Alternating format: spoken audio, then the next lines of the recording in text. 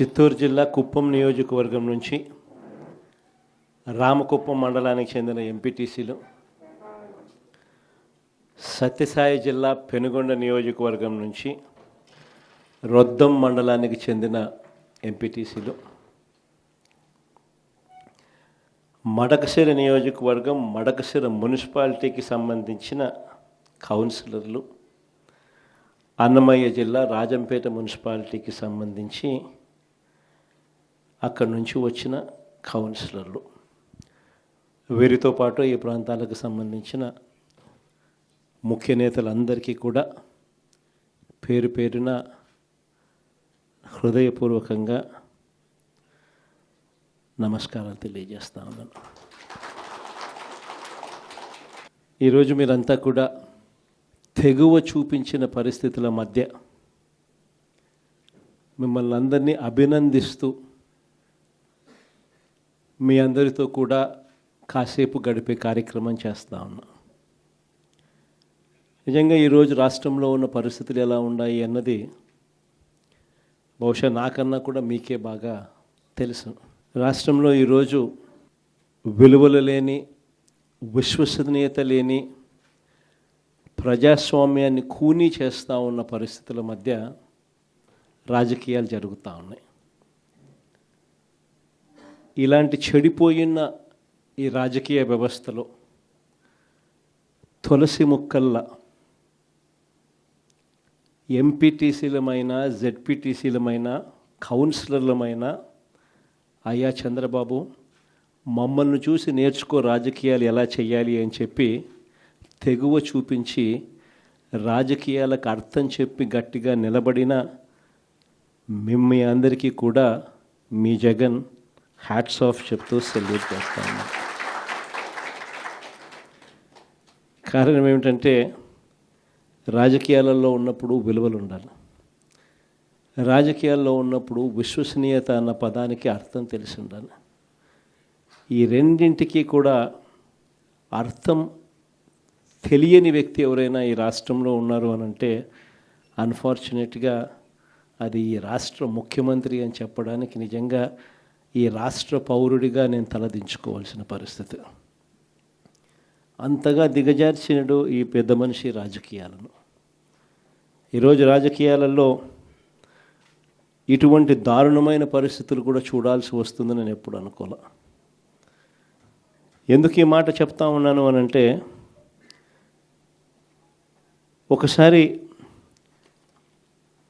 ఈ రామకుప్పానికి సంబంధించి చంద్రబాబు నాయుడు గారి సొంత నియోజకవర్గం, ఈ రామకుప్పానికి సంబంధించి ఎంపీటీసీకి సంబంధించిన ఒక కేస్ స్టడీ, ఒక ఎంపీపీ చనిపోయిన పరిస్థితుల మధ్య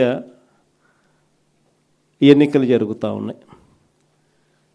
16కు సంబంధించిన ఎంపీటీసీలు వైఎస్ఆర్సీపీకి సంబంధించిన వాళ్ళే గెలిచారు.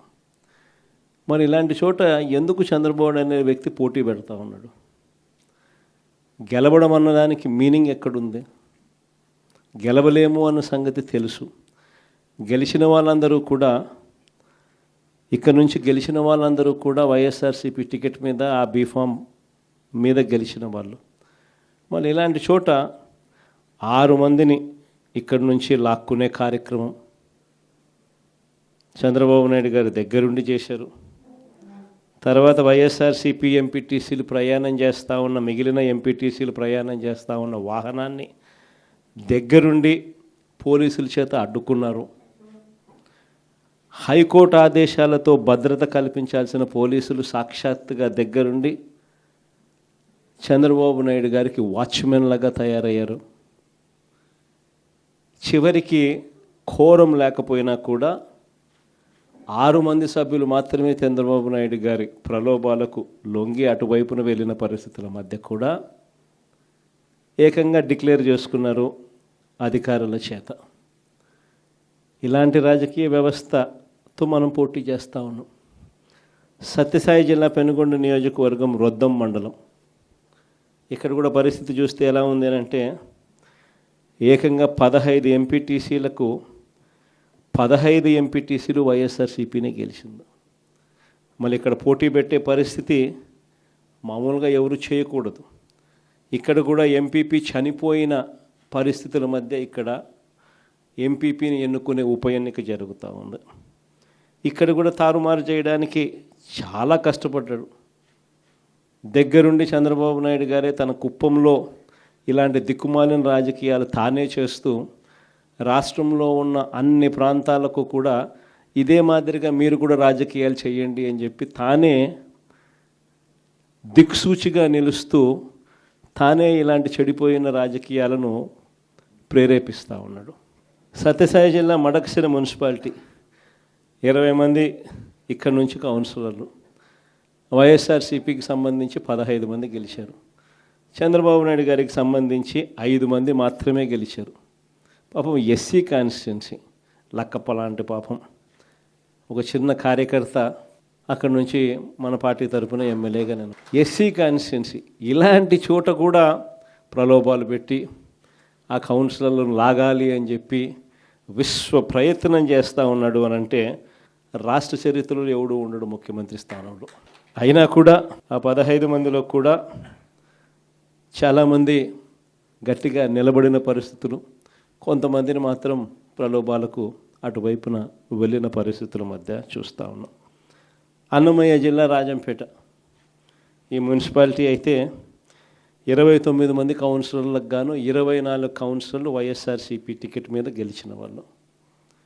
మరి 29లో 24 మంది వైఎస్ఆర్సీపీ టికెట్ మీద గెలిచిన పరిస్థితులు ఉన్నప్పుడు తెలుగుదేశం పార్టీకి సంబంధించి కేవలం 4 మాత్రమే గెలిచిన పరిస్థితులు రాజంపేటలో ఉన్నప్పుడు ఒకడు ఇండిపెండెంట్గా గెలిచారు.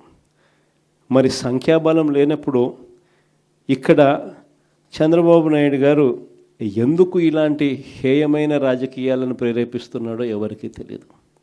కానీ ఇక్కడ కూడా ఎంత కష్టపడినా కూడా ఒకడంటే ఒకడు కూడా పోని పరిస్థితిలో కూడా ఇక్కడ కూడా మన వాళ్ళు చాలా గట్టిగా కూడా నిలబడతా ఉన్నారు అని అంటే నిజంగా గొప్ప సంగతి. ఇక్కడ అందరికీ కూడా అభినందించాల్సిన అవసరం ఉంది. నాకు బాగా గుర్తుంది, అన్ని మున్సిపాలిటీలు మనమే గెలిచాం, అన్ని కార్పొరేషన్లు మనమే గెలిచాం. 2 మున్సిపాలిటీలు మాత్రం తెలుగుదేశం పార్టీ వాళ్ళు గెలిచారు. తాడిపత్రిలో వాళ్ళు 18, మనం 16. వాళ్ళకు మనకు తేడా 2 కౌన్సిలర్లు. ఆశ్చర్యం ఏమిటో తెలుసా, ఆ 2 కౌన్సిలర్లు లాగేయాలని మన ఎమ్మెల్యే. మీ జగన్ ముఖ్యమంత్రిగా ఉండగా ఏం చేశాడో తెలుసా, మన ఎమ్మెల్యేను మీ జగన్ హౌస్ అరెస్ట్ చేశాడు. ఇంట్లో నుంచి కదలనేలా ఎన్నిక అయ్యేదాకా. ఎన్నిక సాఫీగా జరిగించాం. జరిగితే తెలుగుదేశం పార్టీ వాళ్ళు గెలిచారు.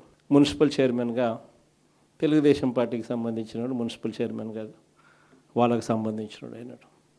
నాతో మళ్ళీ ఎమ్మెల్యే నా దగ్గరికి వచ్చాడు, నా ఏంది నా ఇది, మన ప్రభుత్వంలో నువ్వే నన్ను ఇంట్లో నుంచి కదలుకోకుండా కట్టడి చేసి తెలుగుదేశం పార్టీ 18 స్థానాలు వాళ్ళ ఉన్నాయి, 16 స్థానాలు మనవి ఉంటాయి, 2 స్థానాలే కదన్నా లాగేసి ఉంటే సరిపోయేది కదన్నా, నన్నే నువ్వు కట్టడి చేస్తే ఎట్టన్నా అని. అరే నేను అన్న, ప్రజాస్వామ్యంలో గెలిచాం, ఏదైతే గెలిచామో అదే మనది. దేవుడు ఆశీర్వదించాలి, ప్రజలు ఆశీర్వదించాలి, అప్పుడే ఏదైనా కూడా ఆ పదవి మనం తీసుకోవాలి, అప్పుడే ఆ పదవికి గౌరవం అని చెప్పి నేను చెప్పా. కానీ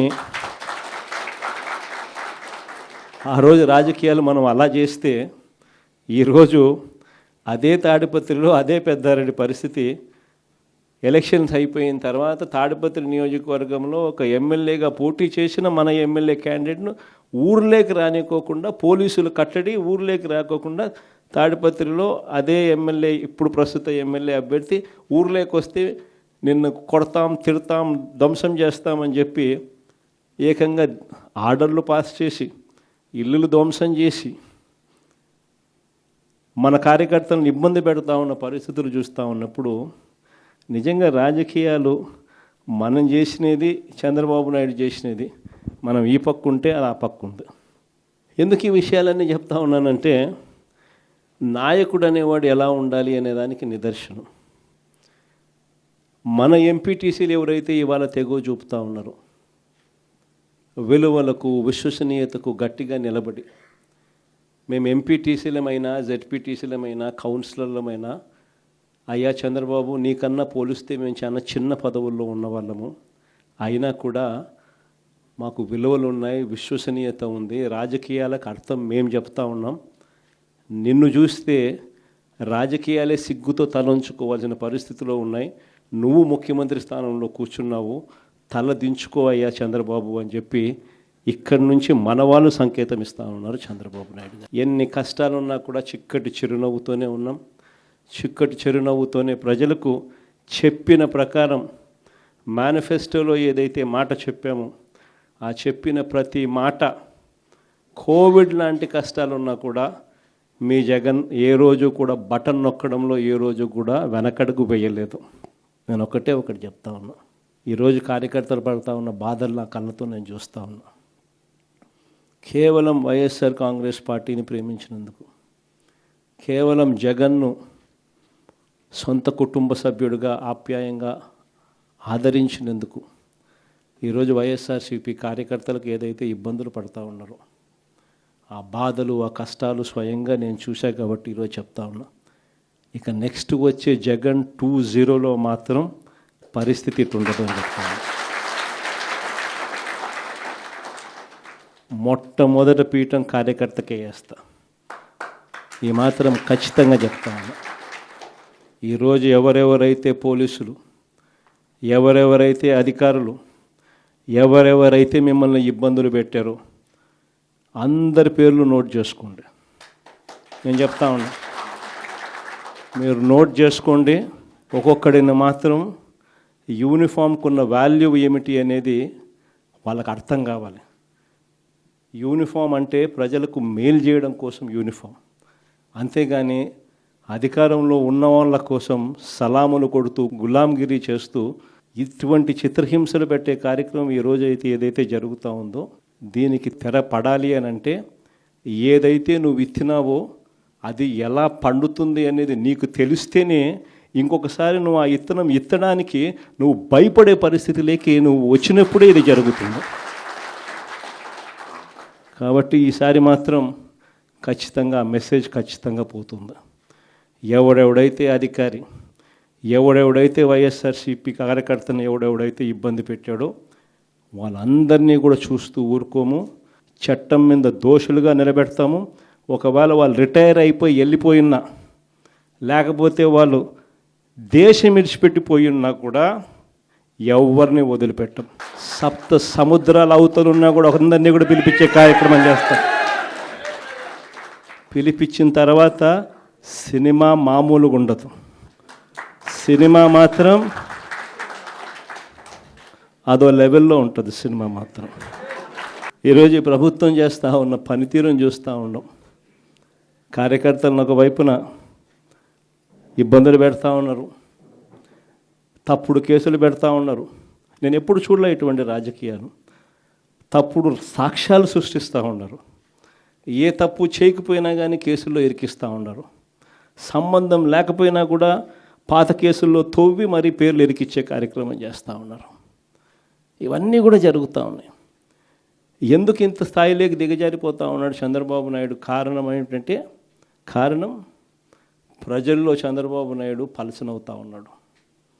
కారణం ప్రజలకు ఇచ్చిన మాట ఏది కూడా చంద్రబాబు నాయుడు గారు నెరవేర్చక, చంద్రబాబు నాయుడు గారు నెరవేర్చని పరిస్థితుల మధ్య ప్రజలు చంద్రబాబు నాయుడు గారిని తిట్టుకుంటా ఉన్న పరిస్థితులు కనిపిస్తూ ఉన్న నేపథ్యంలో చంద్రబాబు నాయుడు ఏ స్వరము కూడా తాను సూపర్ 6 ఎందుకు చేయలేదు, తాను సూపర్ 7 ఎందుకు చేయలేదు, తాను ఎన్నికలప్పుడు ఇచ్చిన మాటను ఎందుకు నిలబెట్టుకోలేదు అని ఏ స్వరమైనా కూడా అడగకూడదు అని అడక్క మునిపే, క్వశ్చన్ చేయక మునిపే రాష్ట్రం మొత్తం భయాందోళన కార్యక్రమం సృష్టించే కార్యక్రమం చంద్రబాబు చేస్తూ ఉన్నాడు. ప్రతి అడుగులోనూ కూడా డైవర్షన్ కనిపిస్తుంది.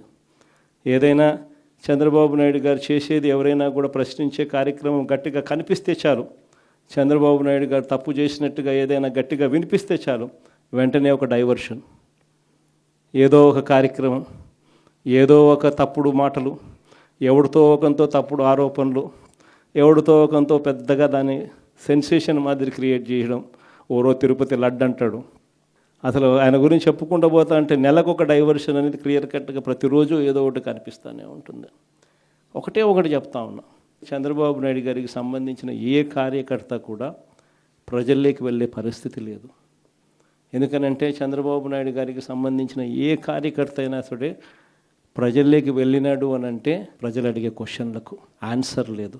ఏ ఇంటికి చంద్రబాబు నాయుడు గారికి సంబంధించిన కార్యకర్త వెళ్ళినా కూడా ఆ ప్రతి ఇంట్లో నుంచి ఇక్కడ నుంచి స్టార్ట్ అవుతుంది. ఇక్కడ నుంచి స్టార్ట్ అయిన ఈ పిల్లోడు ఏమంటాడు, నా 15,000 ఏమిటి అని అంటాడు. నీకు 15,000 అన్నావుగా, నా 15,000 సంగతి ఏమిటి అని అక్కడి నుంచి స్టార్ట్ అవుతాడు. ఆ తర్వాత వాళ్ళ అమ్మలు అదే ఇంట్లో నుంచి నాకు 18,000 ఇస్తానన్నా, నా 18,000 సంగతి ఏమిటి అని వాళ్ళ అమ్మలు చిన్నమ్మలు స్టార్ట్ చేస్తారు. అంతటితో ఆగిపోదు. ఆ అమ్మలకు అమ్మలు, ఆ అమ్మలకు అత్తలు, మాకు 50 ఏళ్ళకే 48,000 ఇస్తానన్నావు, మరి మా 48,000 సంగతి ఏమిటి అని చెప్పి అత్తలు వాళ్ళ అమ్మమ్మలు అంటారు. అంతటితో ఆగిపోదు. ఆ ఇంట్లో నుంచి రైతు నా 26,000 సంగతి ఏమిటి అని అంటాడు. అంతటితో ఆగదు. 20 ఏళ్ళ పిల్లాడు నాకు నెల 3,000 ఇస్తానన్నావు నిరుద్యోగ భృతి, 36,000 సంగతి ఏమిటి నాది అని చెప్పి అడిగే కార్యక్రమం. ఇలా ఇంట్లో ఎంతమంది ఉంటే అంతమందిని చంద్రబాబు నాయుడు గారు అప్పట్లో మోసం చేస్తూ, మేనిఫెస్టో అని చూపిస్తూ, బాండ్లు ఇస్తూ, ఆ రోజు చేసిన మోసాలకంతా కూడా చంద్రబాబు నాయుడు గారు ఆయన కార్యకర్తలు సమాధానాలు చెప్పుకోలేని పరిస్థితి. మరోవైపున చూస్తే రాష్ట్రంలో విధ్వంసం జరుగుతూ ఉంది. పిల్లల పరిస్థితి ఏమిటి అని అంటే స్కూళ్ళు నాశనం అయిపోయిన పరిస్థితులు కనిపిస్తూ ఉన్నాయి. స్కూళ్ళల్లో ఇంగ్లీష్ మీడియం గాలికి ఎగిరిపోయింది. నాడు నేడు పనులు ఆగిపోయినాయి. స్కూళ్ళల్లో 8వ తరగతి పిల్లలకు ట్యాబులు ఇచ్చే పరిస్థితి నుంచి ఈరోజు గవర్నమెంట్ బడులకు పోవాలి అని అంటే పిల్లలు మళ్ళీ గవర్నమెంట్ బడా అబ్బా అనే పరిస్థితిలోకి పిల్లలు తయారయ్యారు.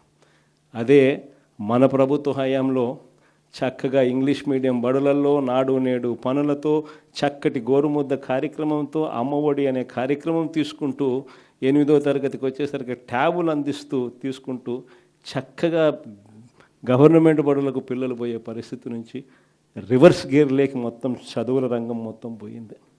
ఇంజనీరింగ్, డిగ్రీ చదువుతూ ఉన్న పిల్లలకు చదువులకు ఉచితంగా ఏ పేదవాడైనా కూడా కష్టాల్లో నుంచి బయటపడాలి పర్మనెంట్గానంటే ఆ పిల్లాడికి ఉండాల్సింది ఆస్తి చదువు. ఆ పిల్లాడి చేతిలో డిగ్రీ, ఆ పిల్లాడి చేతిలో ఒక ఇంజనీరింగ్ డిగ్రీనో, మెడిసిన్ డిగ్రీనో, పెద్ద పెద్ద చదువుల డిగ్రీనో ఆ పిల్లాడి చేతిలో ఉంటే ఆ కుటుంబం ఏ పొద్దైనా పేదరికం నుంచి బయటకు వస్తుంది. అలాంటి ఫీజు రీయింబర్స్మెంట్ కార్యక్రమం మనం ప్రతి 3 నెలలకు ఒకసారి, 3 నెలలు అయిపోతానే ఆ పిల్లాడికి ఫీజులు ఇస్తూ, పూర్తి ఫీజులు ఇస్తూ, విద్యా దీవెన, వసతి దీవెన అంటూ ఆ పిల్లాడికి తోడుగా ఉంటూ, ఆ తల్లిదండ్రులకు అండగా ఉంటూ విద్యా దీవెన, వసతి దీవెన ఇస్తూ మనం ఆ పిల్లాడిని చక్కటి చదువులు మన ప్రభుత్వ హయాంలో చెప్పిస్తే ఈరోజు ఏకంగా ఆ పిల్లల చదువులకు సంబంధించి ఏకంగా సంవత్సరం అయిపోయింది. ఈ పెద్ద మనిషి ముఖ్యమంత్రి అయ్యాడు, సంవత్సరం అయిపోయింది. 3,900 కోట్లకు గాను సున్నం కొట్టేశాడు. 700 కోట్ల రూపాయలు మాత్రమే ఇచ్చి 3,200 కోట్లు బాకీ. ఈ సంవత్సరం మళ్ళీ 3,900 కోట్లు మళ్ళీ ఇవ్వాలి ఈ బడ్జెట్లో. మొత్తం కలిపి ఈ సంవత్సరానికి పాత సంవత్సరానికి ఆడ 3,900, ఈ సంవత్సరం 3,900 కాను ఈయన ఇచ్చింది కేవలం 700 కోట్లు. పిల్లలకి ఈరోజు చదువులకు పోలేని పరిస్థితి, పిల్లలు ఈరోజు చదువుకోలేని పరిస్థితి, తల్లిదండ్రులు ఆస్తులు అమ్ముకుంటా ఉన్న పరిస్థితి.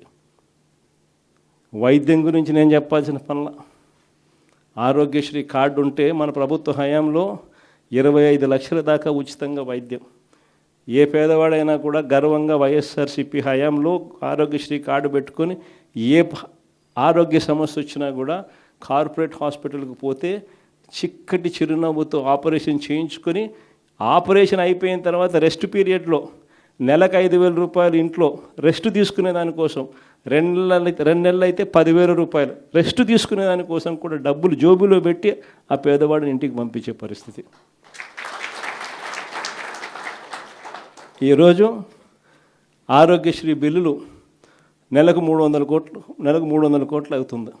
దమ్మిడి ఈల ఇంతవరకు. ఆరోగ్య ఆసరా సంవత్సరానికి 450 కోట్లు అవుతుంది. దమ్మిడి ఈల ఆరోగ్యశ్రీ హాస్పిటల్స్ అందరూ కూడా బోర్డు తిప్పేసినారు. ఎవడైనా పేషెంట్ వస్తే మేము చేయలేమని చెప్పే పరిస్థితిలోకి ఆరోగ్యశ్రీకి సంబంధించిన హాస్పిటల్స్ అన్నీ కూడా తయారయ్యాయి. ఈరోజు పేదవాడికి ఆరోగ్యం బాగోలేకపోతే అప్పుల పాలైతే కానీ వైద్యం అందని పరిస్థితిలోకి ఆ పేదవాడు వెళ్ళిపోయాడు.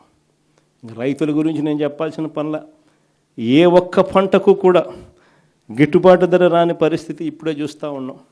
ధాన్యం, మిరప, పత్తి, జొన్న, కందులు, మినుములు, పెసలు, సజ్జలు, రాగులు, వేరుశనగ, టమాటో, చీని, పొగాకు, ఏ పంట తీసుకున్నా కూడా, చెరుకు, ఏ పంటకు గిట్టుబాటు ధరలు లేవు.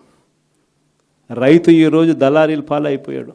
రైతు పరిస్థితి ఈరోజు దళారీల పాలైపోయిన పరిస్థితులు. ఆర్బీకేలు ఈరోజు నీరు గారిపోయిన పరిస్థితులు.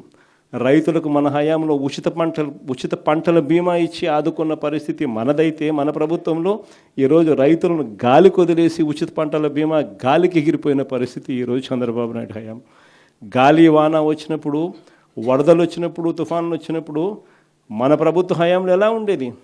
మొట్టమొదటగానే వచ్చిన వెంటనే మీ జగన్ కనపడేవాడు అక్కడ, వచ్చిన వెంటనే మన ఎమ్మెల్యేలు కనపడేవాళ్ళు అక్కడ, వచ్చిన వెంటనే మన మంత్రులు కనపడేవాళ్ళు అక్కడ. సీజన్ ముగిసేలోగా ఆ రైతులకు ఇన్పుట్ సబ్సిడీ ఇచ్చి మనం తోడుగా ఉన్న పరిస్థితి మన హయాంలో ఉంటే, ఈరోజు రైతులకు ఆదుకునే నాతుడు లేక రైతులు ఈరోజు అల్లాడిపోతూ ఉన్న పరిస్థితులు రాష్ట్రంలో కనిపిస్తూ ఉన్నాయి. రైతులకు పెట్టుబడి సహాయం కింద మన హయాంలో రైతు భరోసా ఇస్తే, చంద్రబాబు నాయుడు హయాంలో దాన్ని 26,000 చేస్తానన్నాడు. 26,000 కదా దేవుడు ఎరుగు, వచ్చి ఆ 13,500 కూడా ఎగిరిపోయిన పరిస్థితుల్లో ఈరోజు రైతన్న వ్యవసాయం చేస్తూ ఉన్నాడు. ఏ రంగం చూసుకున్నా కూడా ఇదే మాదిరిగానే భ్రష్టు పట్టిన పరిపాలన ఈరోజు చూస్తూ ఉన్నాం. మరోవైపున చూస్తే కరప్షన్ విడిగా జరుగుతూ ఉంది. ఏ స్థాయిలో కరప్షన్ జరుగుతూ ఉంది అన్నదానికి ఈరోజు మన గ్రామాలు నిదర్శనంగా కూడా నిలబడతా ఉన్నాయి. మీ జగన్ హయాంలో, వైఎస్ఆర్సీపీ హయాంలో రైతులను రాజుగా భావించి రైతులకు ₹2.49 ప్రభుత్వం మీద భారం పడకుండా రైతులకు ఉచితంగా కరెంటు 9 గంటల పాటు ఇచ్చే విధంగా 30 ఏళ్ల పాటు రాష్ట్ర ప్రభుత్వానికి ఇబ్బంది లేకుండా రైతుల ముఖంలో చిరునవ్వును చూడాలని ఉచితంగా రైతులకు కరెంట్ ఇచ్చేందుకు ₹2.49 మనం సెకీతో ఒప్పందం చేసుకొని ఒక చారిత్రాత్మక ఘటం మనం చేస్తే, దాన్ని కూడా తప్పుపట్టిన ఈ పెద్ద మనుషులు చంద్రబాబు నాయుడు లాంటి ఈ పెద్ద మనుషులు ఈరోజు ఏం చేశారు? ₹4.60 ఈరోజు ఒప్పందం చేసుకుంటా ఉన్నారు. ఆ రోజు ₹2.49 గగ్గోలు పెట్టిన వాళ్ళందరూ ఈరోజు ₹4.60 ఈరోజు కొనుగోలు చేస్తామని చెప్పి ఒప్పందాలు చేసుకుంటా ఉన్నారు. ఆ స్థాయిలో ఈరోజు కరప్షన్. రూపాయికి ఇడ్లీ వస్తుందో లేదో నాకైతే తెలియదు, రూపాయికి ఇడ్లీ వస్తుందో లేదో నాకైతే తెలియదు, కానీ రూపాయికే చంద్రబాబు నాయుడు గారి హయాంలో, ఆయన కరప్షన్ హయాంలో ఉర్సా లాంటి ఆయన బెనామీ కంపెనీకి, ఊరు పేరు లేని ఈ కంపెనీకి విశాఖపట్నంలో ₹3,000 కోట్ల భూములు ఇస్తారు ఈ పెద్ద మనిషి చంద్రబాబు నాయుడు. ఇంకొక కంపెనీ లూలు అంట. ఈ లూలు గ్రూపులకు, లిల్లీ గ్రూపులకు మరో 1,500 కోట్ల విలువ చేసే భూములు రూపాయికి దారాదత్తం. చంద్రబాబు నాయుడు గారి హయాంలో చూస్తూ ఉన్నాం. ఈరోజు గ్రామంలో మద్యం మాఫియా జరుగుతూ ఉంది. ప్రతి గ్రామంలోనూ బెల్ట్ షాప్ కనిపిస్తూ ఉంది. ఏ బెల్ట్ షాప్లో చూసినా కూడా వీధి చివర, గుడి చివర, బడి చివర ఎక్కడ చూసినా బెల్ట్ షాపు. ఏ బెల్ట్ షాప్లో చూసినా కూడా ఎంఆర్పి కన్నా ₹20 ఎక్కువ రేటుకి అమ్ముతూ ఉన్నారు. హోమ్ డెలివరీ అయితే ₹30 ఎక్కువ. ఎక్కడ చూసినా మాఫియా, ఇసుక మాఫియా. మన హయాంలో కనీసం గవర్నమెంట్ కన్నా ఆదాయం వచ్చేది సంవత్సరానికి 750 కోట్లు. ఈరోజు చూస్తే గవర్నమెంట్కు రూపాయి రావడంలా ఉచిత ఇసుక అంటాడు. ఇసుక చూస్తే మన హయాంలో అమ్మేదానికన్నా డబుల్ రేటుకి అమ్ముతూ ఉన్నారు ఇసుక. మనం దాదాపుగా 80 లక్షల టన్నులు మనం స్టాక్ పెడితే, ఎండాకాలంలో మనం రెడీగా పెట్టి వర్షాకాలంలో ఇబ్బంది పడుకోకుండా రాష్ట్రం ఉండాలని చెప్పి 80 లక్షల టన్నులు మనం స్టాక్ పెడితే, ఈయన ప్రభుత్వం రాగానే ఎడాపెడా స్టాక్ మొత్తం అమ్మేసినారు. అమ్మేసి ఆ తర్వాత ఉచిత ఇసుక అంటారు. లెఫ్ట్ రైట్ ఈ సెంటర్ దోచేస్తూ ఉన్నారు. ఈరోజు గ్రామంలో, ఈరోజు మన నియోజకవర్గంలో ఇసుక అయినా సరే, సిలికా అయినా సరే, క్వాడ్స్ అయినా సరే, మైన్స్ అయినా సరే, చివరికి ఈ నియోజకవర్గంలో ఏదైనా పరిశ్రమ నడపాలన్నా సరే, ఏదైనా ఇక్కడ నడపాలంటే, ఏదైనా జరగాలనంటే ఎమ్మెల్యే దగ్గరికి రావాలా, ఎమ్మెల్యేకి అంతో ఇంతో ఇవ్వాలా, ఎమ్మెల్యే ముఖ్యమంత్రికి అంతో ఇంతో ఇవ్వాలా. ఇస్తే తప్ప నుంచి ఈరోజు రాష్ట్రంలో ఎటువంటి వ్యాపారాలు ఎవడు చేయలేని పరిస్థితిలో ఈరోజు రాష్ట్రం ప్రయాణం చేస్తూ ఉంది. ఇంత విచ్చలవిడిగా భయము, జంకు బొంకు లేకుండా కరప్షన్. ఒకవైపున వీళ్ళు కరప్షన్ చేస్తారు, ఒకవైపున తప్పుడు ఆరోపణలు చేస్తూ టాపిక్ డైవర్ట్ చేసేందుకు మన హయాంలో ఏదో జరిగింది అని చెప్పి జరగని తప్పును జరిగినట్టుగా బిల్డప్ చేస్తూ ఒక బేతాళ విక్రమార్క కథ చెప్తారు. దాన్ని ఈనాడోడు, ఆంధ్రజ్యోతోడు, ఓ TV5 వాడు డంకా బజాయించి వాయిస్తారు. ఈరోజు రాష్ట్రంలో ఇలాంటి అన్యాయమైన పరిస్థితి చూస్తూ ఉన్నాం. కొత్తగా ఈ మధ్యకాలంలో APMDC బాండ్స్ అంట 9,000 కోట్ల రూపాయలు తాను బాండ్స్లో చేస్తూ, బాండ్స్ తీసుకుంటూ స్కాములు చేయాలి అని ఆలోచన చేయగలిగినోడు ఒక చంద్రబాబు నాయుడు లాంటోడే. ఆ బాండ్స్లోనూ కూడా స్కామే. ఆ స్కాముల్లో కూడా మళ్ళీ ఆ బాండ్స్ APMDC రేస్ చేసి ఆ బాండ్స్తో ఏకంగా APMDCకి ఉన్న గనులన్నీ తాకట్టు. ఈ బాండ్లు ఎవరి దగ్గర అయితే డబ్బులు ఇస్తారో వాళ్ళకి అందరికీ ఈ APMDC గనులన్నీ కూడా వాళ్ళకు తాకట్టు. వాళ్ళే రేపొద్దున నిర్దేశిస్తారంట అక్కడ ఎవడు మైనింగ్ చేయాలో, ఎవడు మైనింగ్ చేయకూడదు అని చెప్పి. ఆ స్థాయిలోకి కరప్షన్ అనేది పోయిన పరిస్థితులు కనిపిస్తూ ఉన్నాయి. ఇలాంటి నేపథ్యంలో చెప్తా ఉన్నా, సంవత్సరం కళ్ళు మూసుకుంటూ అయిపోయింది. చూస్తా సంవత్సరం అయిపోయింది. మీ అందరికీ గుర్తుండే ఉంటుంది, మన 5 సంవత్సరాలు 2019 నుంచి 24 కళ్ళు మూసుకొని కళ్ళు తెరిచేసరికి ఎట్ట అయిపోయిందా? ఈ సంవత్సరం కూడా కళ్ళు మూసుకొని కళ్ళు తెరిచేసరికి అట్ట అయిపోయిందా? ఇంకా కళ్ళు మూసుకొని కళ్ళు తెరిచేసరికి మరో 3 ఏళ్ళు కూడా అదే మాదిరిగానే అయిపోతుంది. ఈ 3 ఏళ్ళు మాత్రం ఎట్టునో గట్టిగా ఈ చంద్రబాబు నాయుడు గారి ప్రభుత్వం పోయేదానికోసం శాయశక్తుల అందరం కష్టపడదాం, ప్రతి అడుగు ముందుకేద్దాం. 3 ఏళ్ళు దీని తర్వాత వచ్చేది మళ్ళీ మన ప్రభుత్వమే. ఆ తర్వాత చంద్రబాబు నాయుడు గారికి, తెలుగుదేశం పార్టీకి సినిమా ఎట్ట చూపించాలో మనం చూపిస్తాం.